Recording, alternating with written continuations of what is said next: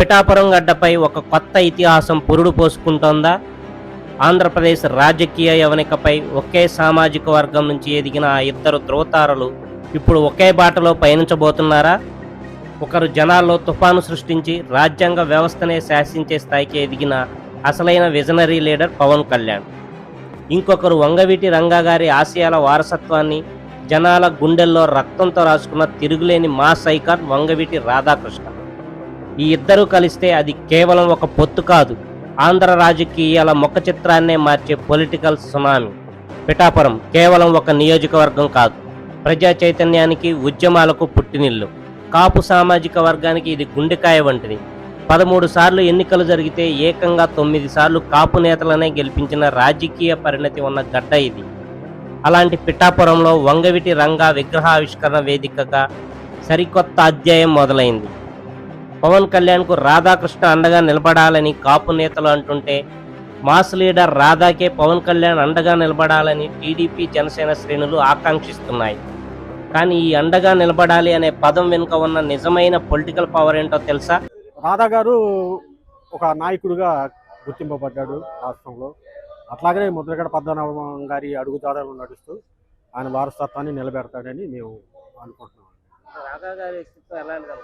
రాధా గారు వ్యక్తిగతంగా చాలా మంచివాడండి. చాలా హెల్పింగ్ నేచర్ ఉంది అతనికి.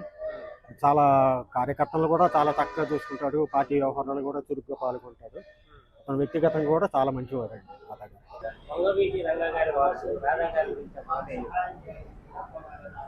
ఒక white paper sir, clean white paper. ఆయన తన తండ్రి మరణానికి ఎటువంటి బాధపడ్డారో, రాష్ట్రంలో ప్రజలు ఎంతమంది ఎలా బాధపడ్డారో, ఈ రోజుకి ఎంత బాధపడుతున్నారో కూడా ఆయనకి తెలుసు, అందరికీ తెలిసిందే. ఆయన కేవలము ఎటువంటి ఘర్షణ వాతావరణం లేకుండా, సమాజంలో అది ఎక్కడైనా సరే ఎటువంటి ఘర్షణ వాతావరణం లేకుండా ఉండాలి, హింసా వాతావరణం వద్దు, తన తండ్రి ఆశయాలను ముందుకు తీసుకెళ్ళటానికి ఎటువంటి పనులు చేయాలో అటువంటి పనులే నేను చేస్తానన్నాడు తప్పించి, నేను ప్రతీకారం తీర్చుకుంటాను, ప్రతి చోట మన వాళ్ళు ఎవరైనా సరే ఆధిపత్యం కోసం గొడవలు చేయమని కానీ ఏనాడు ఆయన నోటమ్మటి రాలేదు. ఆయన చాలా శాంతమైన సమాధానాలే ఎప్పుడైనా చెప్పారు. తన అనుచరులకు కావచ్చు, రాష్ట్ర వ్యాప్తంగా ఉన్న ప్రజానీకానికి కావచ్చు. అలాగే తన మీద ఎటువంటి ఆరోపణలు, ఎటువంటి తప్పుడు ఆరోపణలు కూడా రాని పరిస్థితిలో ఏ నాయకుడైనా ఉన్నారు అని అంటే అది ఒక వంగవీటి రాధా గారు మాత్రమే. ఎందుకంటే ఆయన మీద చూడండి, మీరు కావాలంటే ఆయన ఎమ్మెల్యేగా ఉన్నప్పుడు కావచ్చు, తర్వాత కావచ్చు, ఆయన అడిగితే జరగని పని లేదు. ఎంతోమంది చాలా మనం కామెంట్లు వింటూనే ఉన్నాం ఈ రోజుల్లో.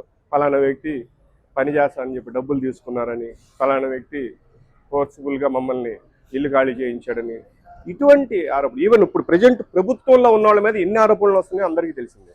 ఒక్క ఆరోపణ, ఆయన రాజకీయాల్లోకి అడుగుపెట్టిన 2004 నుంచి కానీ ఇవాళ అంటే 2026 అంటే ఎంతండి, 22 ఏళ్ల కాలం. ఈ 22 ఏళ్ల కాలంలో ఆయన మీద ఒక చిన్న ఆరోపణ రాలేదంటే అంతకు మించిన నిజాయితీ గల నాయకుడు ఈ రాష్ట్రంలో ఎవరున్నారు? నేను ఛాలెంజ్ చేసి అడగగలను, ఈయనొక్కడు మాత్రమే అని చెప్పగలను. వంగవీటి రాధా గారు రంగా గారి కుమారుడు. ఆయన ఆశయాలని వణికి పుచ్చుకొని ఆయన ఏ పదవి ఆశించడు. ఎందుకంటే వైసీపీలో ఉన్నా కానీ ఏ పదవి ఆశించలేదు. ఇప్పుడు ప్రజెంట్ టీడీపీకి ఎలక్షన్ నుంచి ఉన్నా, అంత ముందు నుంచి ఉన్నా, ఇంతవరకు ఏ పదవి ఆశించలేదు. వాళ్ళు ఈ పదవి ఇవ్వకపోయినా కానీ ఆయన ఎవరిని, కులాలని, మతాలని ఎక్కడా రెచ్చగొట్టకుండా అతను కులాలకు అతీతంగా అందరినీ కలుపుకొని ముందుకెళ్ళి ఆయన అందరూ బాగుండాలి, రంగా గారి ఆశయాలకి అనుగుణంగా నడుస్తున్నాడు. వంగవీటి రాధా గారు కూడా యాక్టివ్ అయ్యి కాపుల కోసం ముందుకొచ్చి నడుం బిగించి ఆయన కూడా పోరాడాలని మేమందరం ఆశిస్తున్నాం. ఆయన నిలబడితే ఆయన వెనక మేమందరం నిలబడి ఉంటాం. ఎవరికి ఎవరు అండగా ఉన్నా ఇక్కడ లాభపడేది ఏకైక శక్తి, అది కాపుల ఏకతాటి ఐక్యత. చూడ్డానికి ఇద్దరి ప్రయాణాలు వేరు కావచ్చు. పవన్ కళ్యాణ్ గారు చట్టసభల్లో డిప్యూటీ సీఎంగా, ప్రభుత్వం అనే వ్యవస్థలో ఉండి పాలనాపరమైన వ్యూహాత్మక మార్పులు తీసుకొస్తున్న మహానాయకుడు. వంగవీటి రాధాకృష్ణ గారు ఏ పదవి లేకపోయినా జనం గుండెల్లో చెరగని ముద్ర వేసి క్షేత్రస్థాయిలో ఓటు బ్యాంకు చీలకుండా కాపాడే పవర్ఫుల్ మాస్ లీడర్. ఇద్దరిలోనూ ప్రవహిస్తుంది ఒకే రకమైన ఫైర్. రాధాకృష్ణది రంగా గారి నుంచి లభించిన రక్తగతమైన మాస్ పవర్. పవన్ కళ్యాణ్ది కోట్ల మంది గుండెల్లో రాజుకున్న జన తుఫాన్. వ్యవస్థలో ఉండి పవన్ మార్పులు తెస్తుంటే వీధిలో ఉండి జనాలను సమన్వయపరిచే కీలక పాత్ర రాధాది. రాధా వేదికపై చెప్పినట్టు మా నాన్న రంగా గారు కేవలం ఒక కులానికి నేత కాదు, బలహీన వర్గాల నాయకుడు. సరిగ్గా పవన్ కళ్యాణ్ గారి సిద్ధాంతం కూడా ఇదే. ప్రతి కులాన్ని, ప్రతి బలహీన వర్గాన్ని కలుపుకుని పోవడమే జనసేనాని నైజం. అందుకే ఈ ఇద్దరి భావజాలం ఒక్కటే. గత ఎన్నికల్లో పవన్ కళ్యాణ్ గారు పొత్తు ప్రకటన చేసిన తర్వాత టీడీపీ జనసేన శ్రేణుల్లో నూతన జవసత్వాలు వచ్చాయి. కానీ ఆ కూటమి విజయాన్ని తిరుగులేని స్థాయికి తీసుకెళ్లింది మాత్రం వంగవీటి రాధాకృష్ణ గారే. వంగవీటి రాధా గారు సోదరులు వారికి ప్రజల్లో ఉన్న క్రేజ్ కనుక మీరు చూసినట్టయితే, నేను కొన్ని ఫంక్షన్లో చూశాను. నేను వారి యొక్క ఉండే విధానం, వ్యవహార శైలి, వారి భాష, వారు మృదుగా ఉండటం, సున్నితంగా ఉండటం, అది అభిమానుల్ని ఏ విధంగా ప్రేమిస్తారు, ఆదరిస్తారు అనేది మనం చూసినట్లయితే ఒక పెళ్లిలో వారిని కలుసుకోవడానికి 1/2 అవర్ పట్టే పరిస్థితి ఉంటుంది. అంటే ఒక పక్క ఫంక్షన్ జరుగుతున్నా వారిని కలిసి వారితో సెల్ఫీలు దిగటానికి కానీ, ఫోటోలు దిగటానికి కానీ అంత ప్రజాదరణ కలిగిన నాయకుడు సోదరులు పెద్దలు వంగవీటి రాధా గారు. వారు వంగవీటి మోహన్ రంగా గారి వారసత్వంలో వారు చాలా తన దైన శైలిలో వంగవీటి రాధా గారు ముందుకెళ్తా ఉన్నారు. ఎక్కడ మచ్చ లేకుండా, ఏ ఆరోపణ లేకుండా వెళ్ళే ముందుకెళ్తున్న నాయకులు పెద్దలు వంగవీటి రాధా గారు. రాధాబాబు గారు ఎందుకనో ఈ కులం కోసం ఆయన కూడా వాళ్ళ నాన్నగారి విగ్రహావిష్కరణలు వాటిలో పాల్గొంటున్నారు. కానీ మేము అనుకున్నంత స్థాయిలో ఆయన ఎందుకనో రాణించలేకపోయారు. భవిష్యత్తులో ఆయన రాణించి ఈ జాతికి అండగా ఉండాలని ఆయన మేర ప్రయత్నం చేస్తున్నారు. కానీ వారి నాన్న స్థాయిని అందుకోవాలంటే అది ఇంకే నాయకుడికి సాధ్యపడదు. అది రాధాబాబు గారు కావచ్చు, ఇంకొకరు కావచ్చు. ఆయన చేసిన పోరాటాలు అసామాన్యమైనవి. పేదల కోసం, ఆ రోజు రిక్షా కార్మికుల కోసం చేసిన ఉద్యమం కానీ, ఆ రోజు ఆర్టీసీ బస్సులకు ఛార్జీలు పెంచుకోవడానికి నిరసనగా ఆయన చేసిన ఉద్యమం కానీ, అటువంటి నాయకుడు ఇంకొకటి పుట్టడు, అది అవ్వదు. రాధాబాబు గారి వల్ల కూడా కాదు, ఇంకెవరి వల్ల కాదు. రాధా గారు చెప్పాలనుకుంటే రంగవీటి రాధా గారు మంచి నాయకుడే కదా. అక్కడి నుంచి ఇందులో విజయవాడ అంటే ఏమనుకునే వాళ్ళు అప్పుడు కొట్లాట్లు, తగాదాలు, ఒక అరకపోరు కొమ్మికలు అవన్నీ ఉండేవి. అవన్నీ లేకుండా నడుపుకొస్తున్నట్టు అప్టెంగా నాయకుడే కదా. ఆయన కూడా వాళ్ళ తండ్రి గారు ఒక వర్గం అప్పుడు ఆ దేవుని ఎవరైతే మీనైతే రెండు కుటుంబాల యుద్ధం మీద వైరం ఏర్పడి వీళ్ళని వాళ్ళు చంపుకుంటూ నడుస్తూ వస్తుంది. ఎప్పటి నుంచి 1970 నుంచి 80 నుంచి వచ్చింది. 80 నుంచి 91 దాకా వచ్చింది. మురళి గారు చనిపోయిన దగ్గర కూడా వచ్చేసింది. తర్వాత రంగా గారు చనిపోయిన తర్వాత కూడా ఎన్ని కార్యక్రమాలు లేకుండా, అంటే ఇప్పుడు కూడా వర్గపోరుగా చేసుకోవచ్చు, కుక్కలానికి లేకుండా కూడా నడుపుకొస్తున్నాడంటే అతను మంచి నాయకుడే కదా. దాంట్లో తప్పేం పడతలేదు అనమాట. ఎవరైనా కానీ, ఏ నాయకుడైనా సరే, ఇట్లాంటి వంగవీటి మోహన్ రంగా అయితేనేమి, ముద్దగడ పద్మనాభం అయితేనేమి, వీళ్ళ ద్వారా మన స్ఫూర్తి పొంది మన కాపునికి ఉపయోగపడతా, కాపులతో పాటు ఇతర కాలాలు కూడా ఉపయోగపడేట్టుగా చేసే నాయకులు ఎవరైనా ఉంటే అప్పుడు చెప్పుకోవచ్చు. ఇప్పుడు అంటే అందరూ ప్రయత్నం అయితే జరుగుతుంది, కానీ ఎవరైతే సక్సీడ్ అవుతారో వాళ్ళైతే మనం చెప్పగలం కదా. ఇప్పుడు వాళ్ళు తక్కువ, వాళ్ళు ఎక్కువ నేను చెప్పలేంగా. రాధాకృష్ణ గారి గురించి చెప్పాలి అంటే ఆయన సాధు జంతువు.